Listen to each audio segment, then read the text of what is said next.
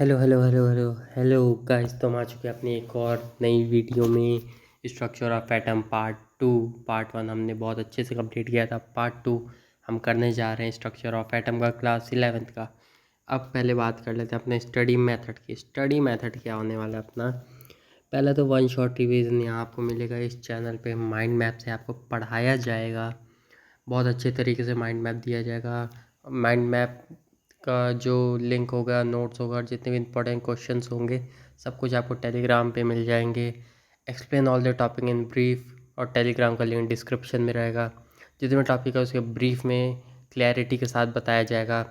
All chapter are available in this channel, सारे chapter इस channel पे अवेलेबल रहेंगे। और लास्ट में हमारा आता है थैंक यू। थैंक यू सबको, thank you thank you thank you. चलिए आगे बढ़ते हैं अपनी वीडियो बिना किसी देरी के। भैया पहले इसको देख लेते हैं हम लोग, अपने क्यूट से एटम को जो हमारा दिमाग ख़राब करता है। ठीक है, अब इस एटम के बारे में हमें पढ़ना है। स्ट्रक्चर ऑफ एटम हैशटैग करके लगा देते हैं पार्ट 2। चलिए शुरू करते हैं। पहले मैं दिखा देता हूँ, ये अपना माइंड मैप है। ये अपना माइंड मैप है, ये पूरा ये देख सकते हैं, यहाँ देख सकते हैं, ये देख सकते हैं, अपना माइंड मैप है। ठीक है, इसके बारे में हमें पूरा पढ़ना है। बिना किसी देरी के अब आगे बढ़ते हैं, शुरू करते हैं। थोड़ा सा अब चेंज हो जाएगा स्ट्रक्चर। अब बात करते हैं एटॉमिक नंबर की। एटॉमिक नंबर क्या होता है? The number of proton in atom is refers to as its atomic number. जो एटम में जो प्रोटॉन होते हैं, एटम में जितने प्रोटॉन एम्बेडेड होते हैं, उसी को हम लोग कहते हैं एटॉमिक नंबर। मतलब कि एक एटम में कितना प्रोटॉन है वही एटॉमिक नंबर कहलाता है। इसको कैपिटल जेड से डिनोट किया जाता है, कैपिटल जेड से डिनोट किया जाता है इसको। और element are defined by the number of proton पास है। जितने नंबर ऑफ प्रोटॉन पास होंगे उसी से हम लोग एलिमेंट को डिफाइन करते हैं, एलिमेंट को डिफाइन करते हैं। The atomic number of hydrogen, atomic number hydrogen का कितना होता है सबको पता होना चाहिए, 1 होता है। ठीक है भैया, 1 होता है। अब हम लोग बात करते हैं मास नंबर की। ऊपर थोड़ा चल लेता है, पढ़ते हैं मास नंबर पे। मास नंबर क्या होता है भैया? Mass number, the mass of an atom reside in its nucleus. जितने भी नंबर ऑफ एटम्स होंगे, नंबर ऑफ एटम होंगे, वो सब कहाँ प्रेजेंट होंगे? न्यूक्लियस में प्रेजेंट होंगे। इसको हम लोग किसे डिनोट करते हैं? कैपिटल ए से डिनोट करते हैं, कैपिटल ए से डिनोट करते हैं। The mass of an atom practically due to protons and neutrons alone. जब प्रोटॉन न्यूट्रॉन प्रैक्टिकली अलोन रहते हैं, जो उसका मास ऑफ एटम होता है, the sum of neutron and proton present in the nucleus. जितने भी न्यूट्रॉन और प्रोटॉन और न्यूक्लियस हैं, न्यूट्रॉन है, वो सब प्रेजेंट कहाँ रहते हैं? न्यूक्लियस में प्रेजेंट रहते हैं। और एटम का हाइड्रोजन एटम का मास जो होता है वो अभी हम लोग पढ़ा 1U होता है, 1U होता है। ठीक है, वो अब आगे बात करते हैं इवन। ये हमें इसको ज़्यादा टाइम लेके अच्छे से हम लोग समझेंगे। पहले ही बता दे रहे, ये हम लोग ज़्यादा टाइम लेके समझेंगे इसको। शुरू करते हैं। ये दिख रहा होगा आपको 1 इवन ऑड क्या है भैया? 1 इवन ऑड क्या है? 1 इवन का और ऑड का एक फार्मूला होता है। इस पे आपको क्वेश्चंस बहुत सारे मिलेंगे, इन सब पे क्वेश्चंस आपको बहुत सारे मिलेंगे। तो क्या है, इवन होगा तो 1 इंटू 2 कर देना है, और ऑड होगा 1 इंटू 2 प्लस 1, इतना है। तो आप लोग का कहना होगा बस भैया इतने करना है? नहीं, अभी मैं आगे बताता हूँ इसके बारे में। अब क्या होता है इसका फॉर्मूला? 2 इंटू इवन एलिमेंट और 2 into odd element plus 1। 2 into odd element plus 1, जहाँ ऐसे आप लोग देख सकते हैं, यहाँ पे मैं लगा दे रहा हूँ। ठीक है, उल्टा पुल्टा बहुत लोग कर दे, इस पर ध्यान दे दीजिएगा आप लोग। ये हम लोग 9th में पढ़ेंगे, अब इस पर ध्यान दीजिएगा आप लोग। ये सब आप 9th में 10th में पढ़े होंगे। इसको हम लोग क्या कहते हैं? एलिमेंट कहते हैं। ठीक है, एलिमेंट कहते हैं, मास नंबर इसे कहते हैं, और इसे कहते हैं एटॉमिक नंबर, एटॉमिक नंबर कहते हैं। तो इसमें इतना ही, इसके बारे में हम लोग आगे बात करेंगे। ये जो है इसके बारे में हम लोग आगे बात करेंगे, इसके बारे में आगे बात करेंगे। आगे बढ़ते हैं हम लोग अपनी वीडियो में आइसोटोप्स पे। आइसोटोप्स पे आ जाते हैं अपने। आइसोटोप क्या होते हैं इसके बारे में बात करते हैं हम लोग। Isotope are atom of some element which have different mass number but same atomic. ऐसे एलिमेंट होते हैं जिसमें डिफरेंट सेम एलिमेंट होते हैं, जिसमें डिफरेंट मास नंबर होता है और सेम एटम में डिफरेंट मास क्या है, डिफरेंट है पर मास नंबर जो है वो सेम है। क्या है, सेम है। समझ गए। आगे बढ़ते हैं दूसरे पॉइंट पे अपने। दूसरा पॉइंट क्या बोलता है, the chemical properties are similar but physical property are different. Chemical property similar होगी बट फिजिकली डिफरेंट होगा। जैसे कि मैं एग्जांपल देता हूँ, दो बच्चे हैं ग्राउंड में, मैं बनाता हूँ यहाँ दो बच्चे हैं ग्राउंड में, ठीक है।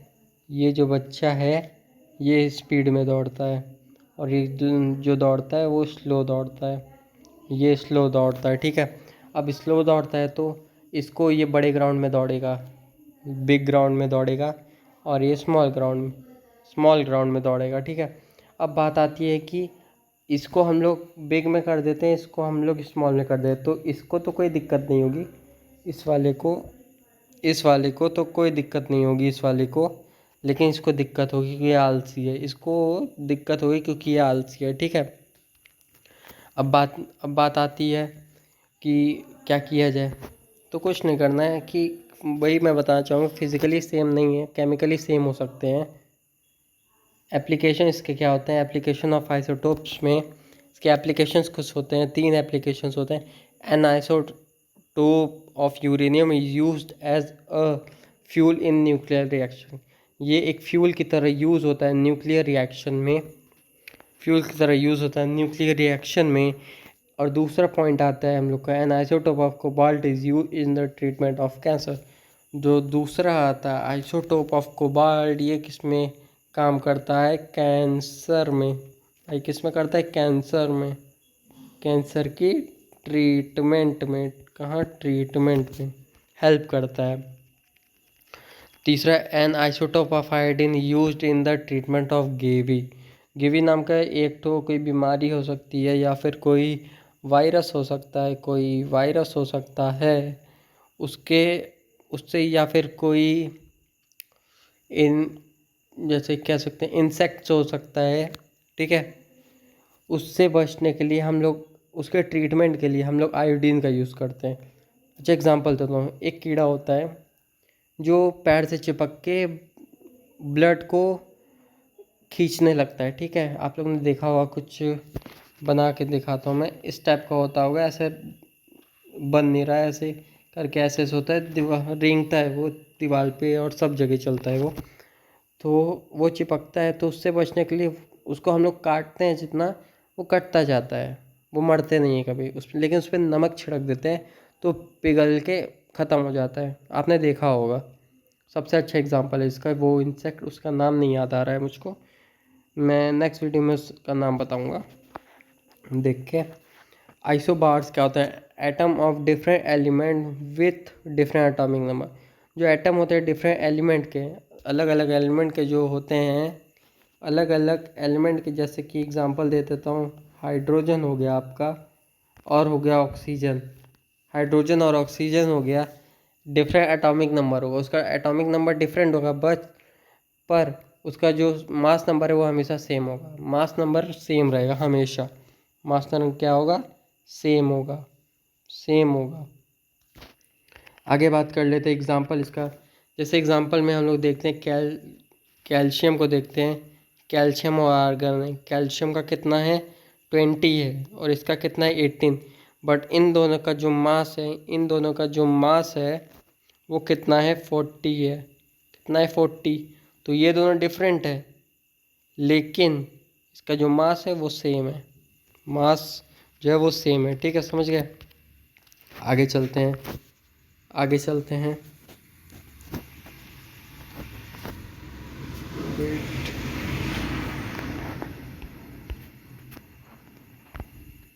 Wait atomic number, mass number, okay, done.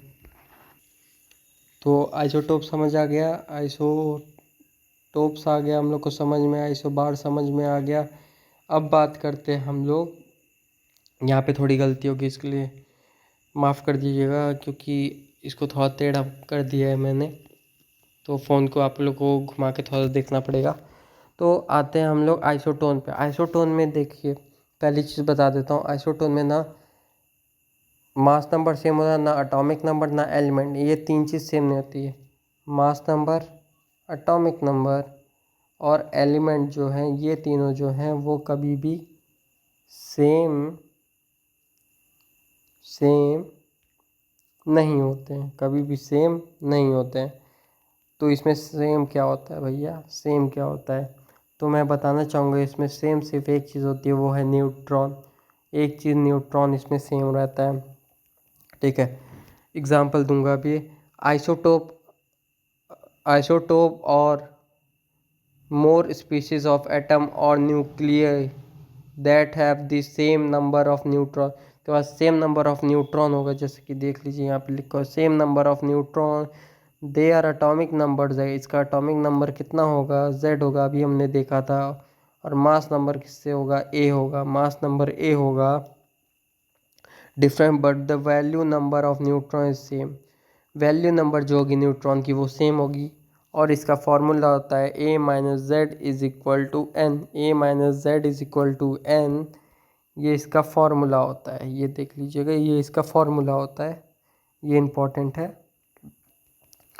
ठीक है। अब इसका देख लेते हैं एग्जांपल। P मान लीजिए कोई एलिमेंट है और S, P में 31 और 15 है, 32 और 16 है। और इसकी इन दोनों की जो वैल्यू आएगी वो सेम आएगी, क्या आएगी, सेम आएगी। तो करके देख लीजिएगा कि वैल्यू सेम आएगी। आगे चलते हैं, एमिशन के बारे में पढ़ते हैं हम लोग। एमिशन के बाद बोहर मॉडल आ गया हम लोग का। बोहर, कलर चेंज कर दें, दिख रहा है, नहीं दिख रहा, चलिए ऐसे ही।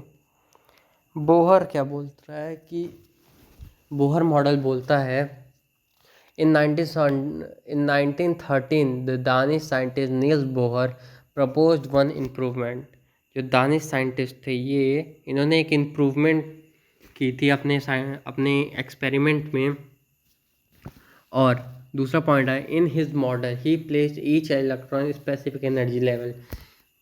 इन्होंने हर इलेक्ट्रॉन का एक स्पेसिफिक एनर्जी लेवल पे रख दिया था। इन्होंने इलेक्ट्रॉन को अपने स्पेसिफिक एनर्जी लेवल के हिसाब से सीक्वेंस वाइज में इन्होंने रख दिया था। डेवलपमेंट क्या है, development leading to Bohr atomic model. अब इनकी डेवलपमेंट के बारे में भी हम लोग देख लेते हैं, ये डेवलपमेंट के बारे में भी हम लोग देख लेते हैं। तो dual character of the electromagnetic radium which mean the radiation passes both wave like particle like properties. जो वेव पास हो रही थी, डुअल कैरेक्टर तो पहले ये शो कर रहा था, क्या कर रहा था, डुअल कैरेक्टर शो कर रहा था। और दूसरी चीज़ क्या है, इलेक्ट्रोमैग्नेटिक रेडिएशन जो थी वो दो type wave like particle show कर रही थी, वेव लाइक पार्टिकल प्रॉपर्टीज़ को शो कर रही थी इन बोथ कंडीशन, दोनों कंडीशन में। दूसरे पे आ जाते हैं, experiment result regarding atomic एक्सपेक्ट्रा।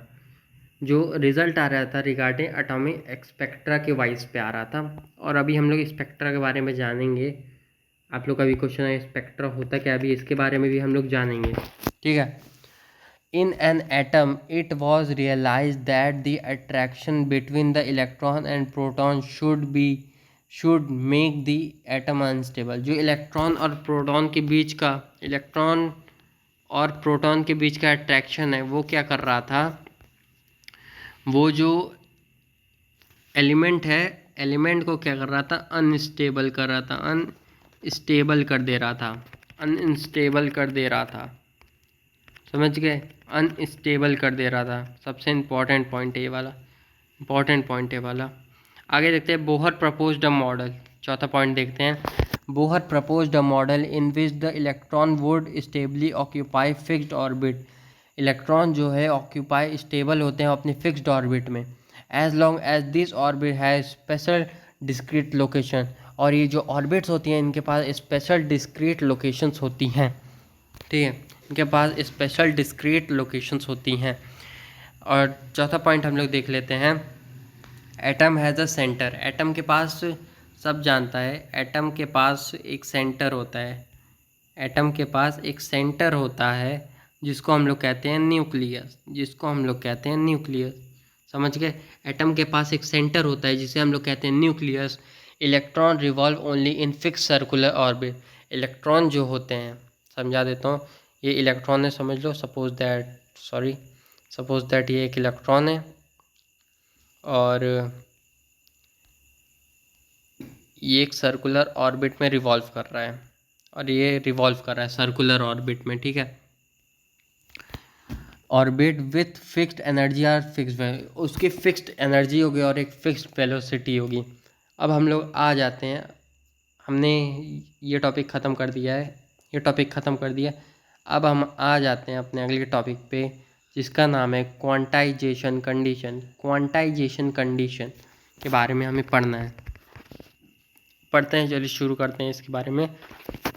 Electron revolve only in those circular orbits for which their angular momentum is 1 integral multiple of h/2 pi। जो इलेक्ट्रॉन रिवॉल्व करेंगे वो उसी सर्कुलर ऑर्बिट में रिवॉल्व करेंगे जिसका एंगुलर मोमेंटम और इंटीग्रल मल्टीपल h/2 पाई के equal होगा।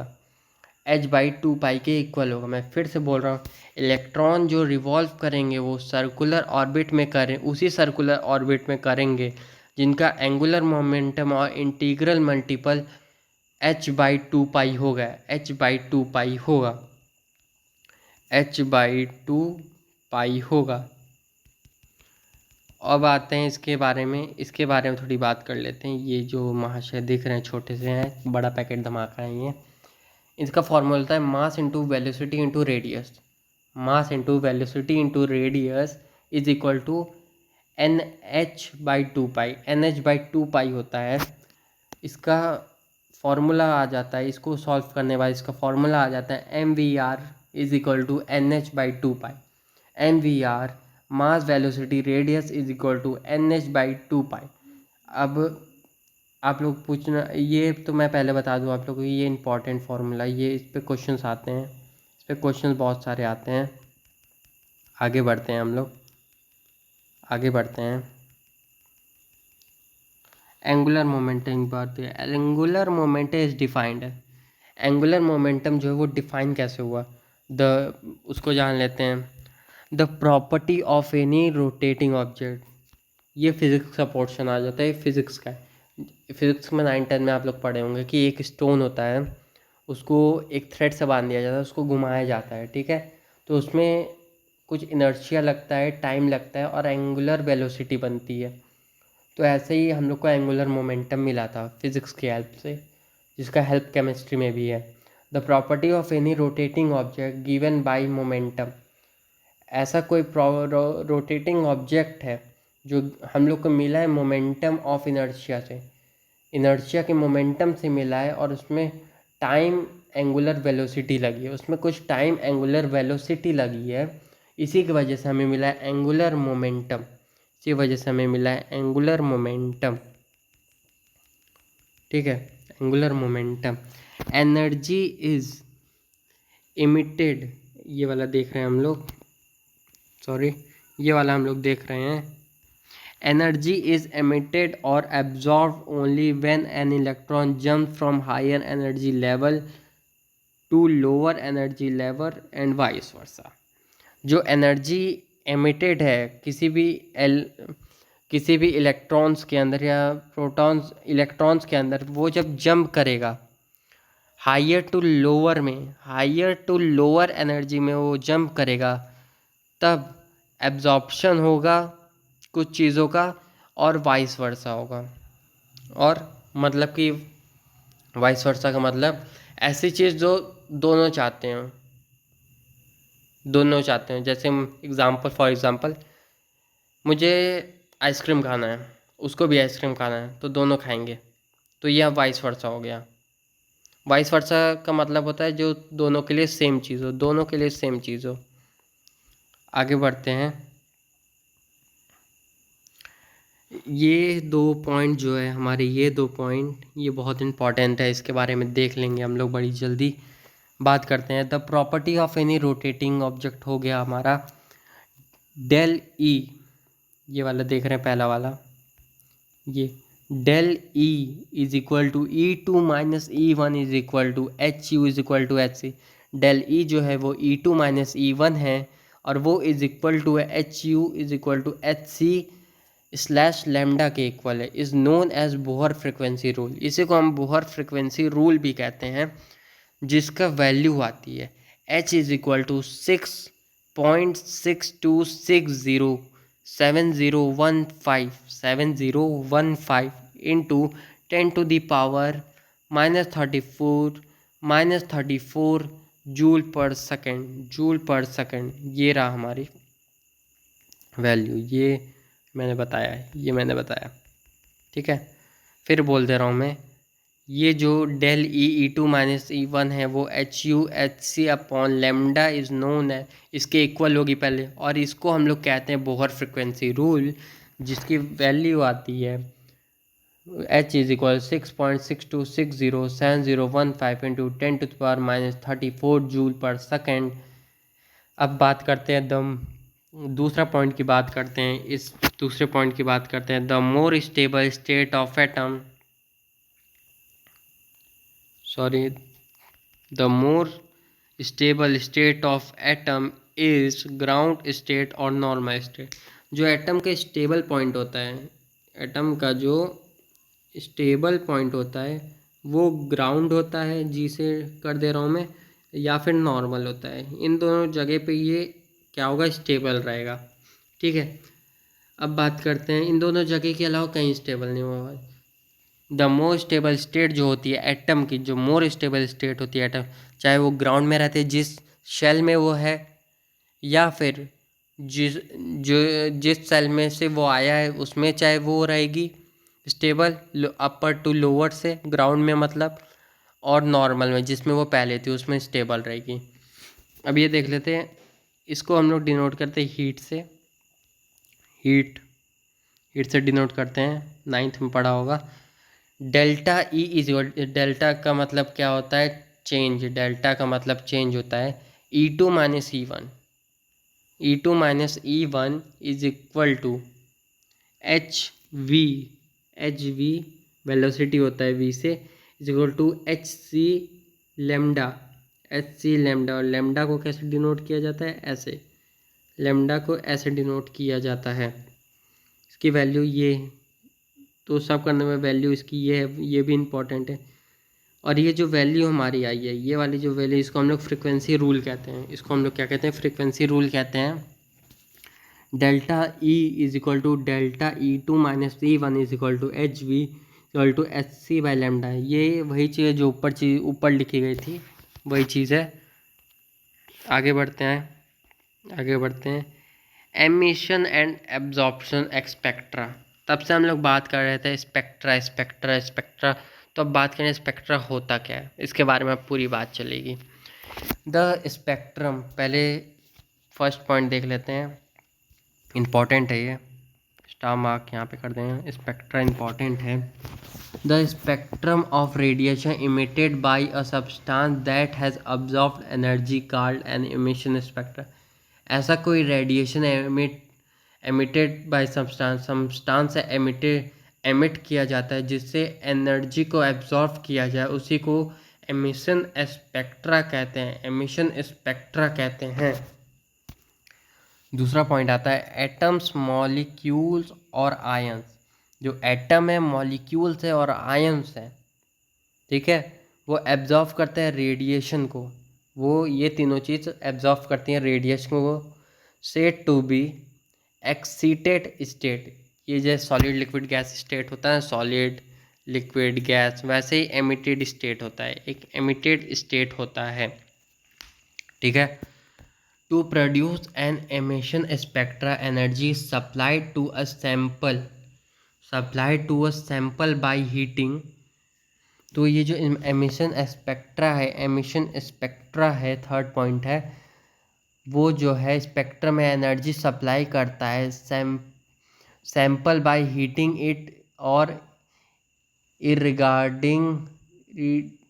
irradiating it, and the wavelength of frequency of the radiation emitted as the sample gives up the absorption energy recorded। तो ये जो एमिशन स्पेक्ट्रा के बारे में बता रहा था, तो ये इसमें बोल रहा है जो एनर्जी को सप्लाई किया जा रहा है हीट के इरा इरेडिएटिंग के हेल्प से, तो उसी वजह से वेवलेंथ और फ्रीक्वेंसी बनी है। और जो रेडिएशन एमिट की जा रही है सैंपल के हेल्प में, उसी को देकर ये लोग एब्जॉर्व कर रहे हैं एनर्जी के रिकॉर्ड को। इसी के हेल्प से ये लोग एनर्जी के रिकॉर्ड को बताते हैं। ठीक है, आगे बात करते हैं। जो इम्पोर्टेंट पॉइंट है, मैं इसको बहुत ज़्यादा इम्पोर्टेंट है वहाँ मैं इम्पोर्टेंट लिख देता हूँ। आप लोगों को बता दूँ जो पहली बार इस वीडियो को देख रहे होंगे, मैं जहाँ इम्पोर्टेंट रहता है वहाँ मैं इम्पोर्टेंट लिख देता हूँ। बात करते हैं important the study of emission और एब्जॉर्प्शन स्पेक्ट्रा। अगर हम लोग बात करते हैं एमिशन और एब्जॉर्प्शन जो है वो दोनों सेम है। एमिशन और एब्जॉर्प्शन की बात करें स्पेक्ट्रा में, is refers to a spectroscopy. ये एक तरह का स्टडी, क्या कहते हैं कि स्टडी सब्जेक्ट होता है स्पेक्ट्रोस्कोपी, तो उसके हेल्प में आता है ये एब्जॉर्प्शन स्पेक्ट्रा। रिफर टू है जो हम लोग पढ़ रहे हैं एमिशन एब्जॉर्प्शन स्पेक्ट्रा के बारे में, वो स्पेक्ट्रोस्कोपी में आता है। The spectrum of the visible light was continuous as all wavelength. जो स्पेक्ट्रा होता है विजिबल लाइट का, वो कंटिन्यूअस होता है एज ऑल वेवलेंथ, सारी वेवलेंथ में, रेड टू वायलेट, रेड से वायलेट तक, of the visible light are represented in the spectra. ये रेड टू वायलेट लाइट जो विजिबल होती है वो हम लोग को दिखती है स्पेक्ट्रा में। The emission of spectra of atom, third point की बात कर रहा हूँ। थर्ड पॉइंट क्या है? The emission of atom in the gas phase on the other hand do not show continuous spread of wavelength from red to violet, rather they emit light only at specific wavelength, dark space between them। तो कुछ हमने देखा है कुछ light के बीच में कुछ light absorb कर ले रही है उसमें स्पेक्ट्रा में, तो वो जगह ब्लैक हो जाए, पूरी ब्लैंक हो जाती है। इसमें सिर्फ इतना बोला है। सच स्पेक्ट्रा का लाइन स्पेक्ट्रा, बहुत सारे स्पेक्ट्रा को हम लोग लाइन स्पेक्ट्रा भी कहते हैं। एटॉमिक स्पेक्ट्रा और एटॉमिक स्पेक्ट्रा भी कहते हैं because the emitted radiation is identified. जिसका जो एमिटेड रेडिएशन होता है वो आइडेंटिफाइड होता है, इसकी कोई आइडेंटिटी होती है by the appearance of bright line in the spectra. क्योंकि जब हम लोग इसको देखते हैं तो उसके ऊपर एक ब्राइट लाइन बन जाती है, चमकती हुई एक तो लाइन बन जाती है जिससे हमें वो दिखाई देती है। तो हमारा ये ख़त्म हो गया। आगे बढ़ते हैं, इसको देख लेते हैं। इज इक्वल टू HC/डेल्टा और इज इक्वल टू, इन दोनों को आप चाहे कैसे भी लिख सकते हैं, ऐसे भी लिख सकते हैं, ऐसे भी लिख सकते हैं, वो आपके ऊपर है। इसके बारे में बस इतना ही था, ये उतना इम्पोर्टेंट है नहीं। MCQs में आ सकता है, ये MCQs में आ सकता है। वीडियो अच्छी लग रही हो लाइक कमेंट शेयर सब्सक्राइब कर दीजिएगा। और चलिए अब वीडियो में आगे बढ़ते हैं। ठीक है, पहले इसके बारे में देख लेते हैं, एग्ज़ाम्पल के बारे में देख लेते हैं। इसमें सिर्फ एग्ज़ाम्पल दिखाने के लिए आया हूँ मैं। क्या कुछ यहाँ से रेस जा रही है, इसको हम लोग कहते हैं रे। ये कुछ रेस जा रही हैं इधर से, तो हमें इधर इस साइड कुछ कलर आ रहे हैं। ये कंटेनर है, इसमें से कुछ कलर्स आ रहे हैं। ठीक है, जब कलर्स आ रहे हैं तो हमें विग्योर दिख रहा है, विग्योर, वायलेट, रेड, ग्रीन, ऑरेंज। लेकिन इसमें कुछ कलर्स नहीं दिख रहे हैं हमें, कुछ कलर्स जो हैं ब्लैंक हो जाते हैं। अभी हमें उसी के बारे में पढ़ना है। ठीक है, देख सकते हैं आप लोग यहाँ कुछ कलर्स नहीं दिख रहे हैं, जैसे जो मैंने सर्कल किए वो नहीं दिख रहे हैं। ठीक है, आगे चलते हैं हम लोग। वीडियो लग रहा है ज़्यादा लंबी, 30 मिनट से ज़्यादा की हो जाएगी।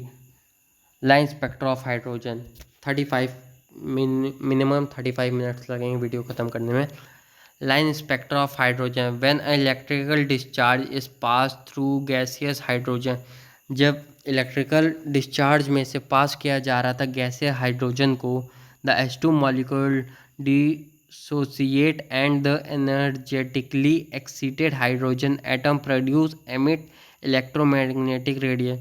जो हाइड्रोजन है उसको पास किया जा रहा था तो उसको प्रोड्यूस करने से पहले जो इलेक्ट्रोमैग्नेटिक रेडिएशन एमिट की गई थी, हाइड्रोजन ने इलेक्ट्रोमैग्नेटिक रेडिएशन एमिट की ऑफ डिस्क्रीट फ्रीक्वेंसी, अलग अलग फ्रीक्वेंसीज की। द हाइड्रोजन स्पेक्ट्रा, इस पॉइंट की बात कर रहा हूँ मैं, फिर से बोल रहा हूँ मैं, इस पॉइंट की बात कर रहा हूँ। ये पॉइंट हो चुका है, ये अभी मैंने बताया, ठीक है। The hydrogen spectrum consist of several series of line named after the discovered. जो इन्होंने तो अपनी डिस्कवरी कर दी, फिर उस सीरीज़ का इन्होंने डिस्कवर किया नेम डिस्कवरी कब की गई थी? जब एक्सपेरिमेंट निकल आए थे सारे, तब इसके बाद इन्होंने उस सबका नाम दिया था। ये उसका फॉर्मूला है 1/λ/r/z², 1 divided by n1² - 1 n⁻²-1, फिर डिवाइडेड बाई n⁻²। तो इसका वैल्यू होती है R = 10973731.6 मीटर⁻⁻1। तो इसमें एक ट्रिक होता है, पे से, यहाँ से मैंने लिख के यहाँ पे दिया हुआ है पे, मतलब कि पे मतलब जिस पे से आ रहा है, और से जिस पे से वो चीज़ माइनस हुई है। पे से मतलब जिस पे से, जिसमें से वो आया है और जिसमें वो जाएगा, जिसमें वो जाएगा वो से में आ जाएगा, और जिस पे से निकले वो पे में आएगा। पे से आप लोग याद कर लेंगे, ये पे और ये से, जिस पे से आया है और जिससे जाएगा वो, ठीक है। आगे चलते हैं। ये 2-3 चीज़ें हैं। वेवलेंथ बता दिया, लैम्डा से वेवलेंथ हो गया, कांस्टेंट हो गया, राइट्रो कांस्टेंट हो गया, आर से राइबोर्ग कांस्टेंट कहते हैं हम लोग, जब से आर बोले हैं राइबोर्ग कांस्टेंट होता है वो।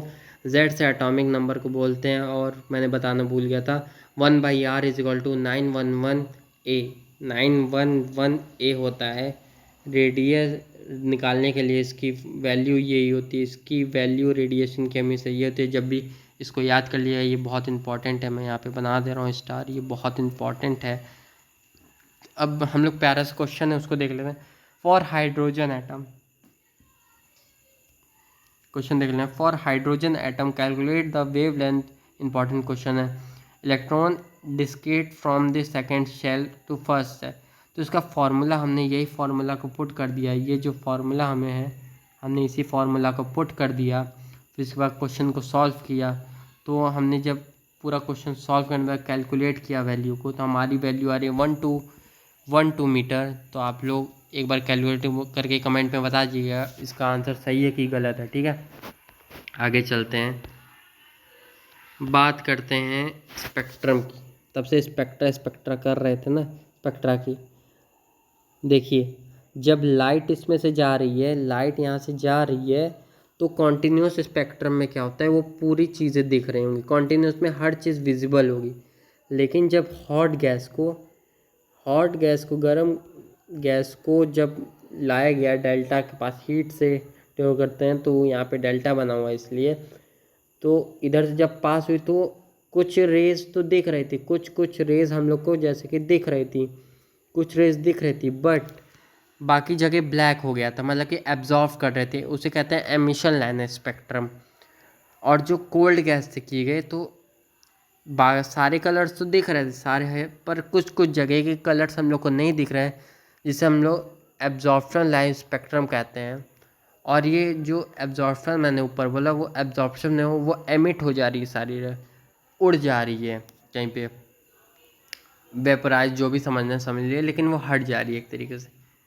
अब हम लोग को कितना टॉपिक बचा है वो देख लें, बस ये 2 टॉपिक और है, फिर इसके बाद वीडियो का स्ट्रीक करेंगे हम लोग। तो देखिए N1 N2 N3 N4 N5 N6 N7 N infinity, ठीक है। तो N1 में जितनी भी आएगी, N1 में जितनी भी रेज आएगी, वो सब जितनी भी रेज है वो सब ल्यूमिनस अल्ट्रावायलेट रेज होंगी, ल्यूमिनस अल्ट्रावायलेट रेज होंगी जो विजिबल नहीं होंगी, जो विजिबल नहीं होंगी। और जो बाल्मर है, बाल्मर सीरीज़ है वो विजिबल होगी, बाल्मर सीरीज वो विजिबल रीजन होगा, विजिबल रीजन होगा। इस पे कहीं से वैल्यू आए, N2 से आ जाए, N3 से आ जाए, N4 से, N5, N7 से क्यों ना आ जाए, लेकिन ये बाल्मर में है तो मतलब कि ये विजिबल ही रहेगी, विजिबल। अब पैशन में नया इंफ्रारेड, अब ये यहाँ से लेकर मैं बताता हूँ आप लोग को,